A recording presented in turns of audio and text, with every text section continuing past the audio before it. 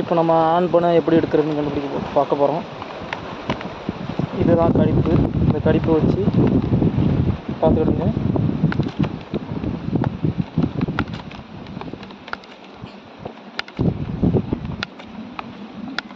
இப்படி கேப் விடாமல் ஒட்டி அந்த இடுக்கியை வச்சு விடணும்.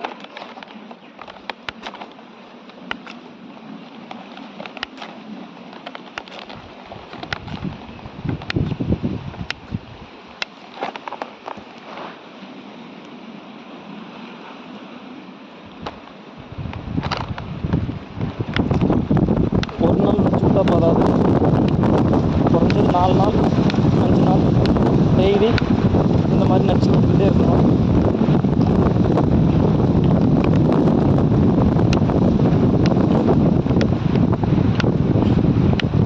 காற்று இன்னைக்கு பயங்கரமாக அடிக்குது.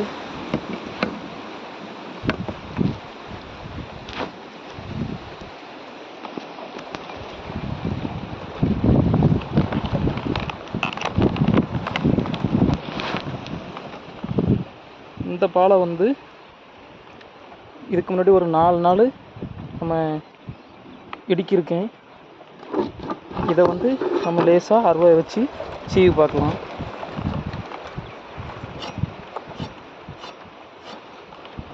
எப்படி சீவுறதுன்னு பாருங்கள்.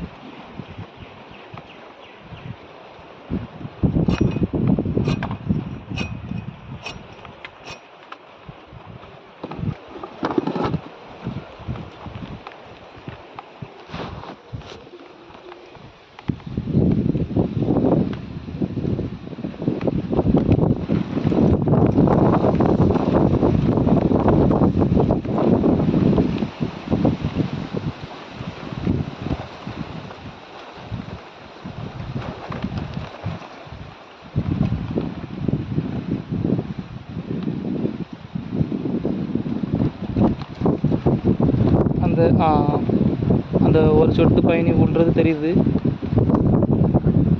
இது நம்ம எதிர்பார்த்த அளவுக்கு வேகமாக வரல. அப்போ இதுக்கு வந்து இடுக்கு பத்தலைன்னு அர்த்தம். 4 நாள் ஏற்கனவே நான் வந்து இடிக்கிருக்கேன். இன்றைக்கி ஒரு நாள் 5ஆவது நாளாக இடிக்குவோம். அதுக்கப்புறம் நாளைக்கு ஃபுல்லாக ஒரு 3 டைமு அருவா வச்சு சீவி விட்டுட்டு 4ஆவது டைமு கலசத்தை கட்டிக்கலாம்.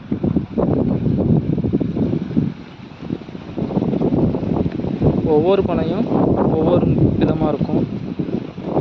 அதோட பக்குவத்தை கண்டுபிடிச்சி கரெக்டான முறையில் எடுக்கணும். எந்த பனையிலாயுமே பயணி ஈஸியாக எடுத்துக்கலாம்.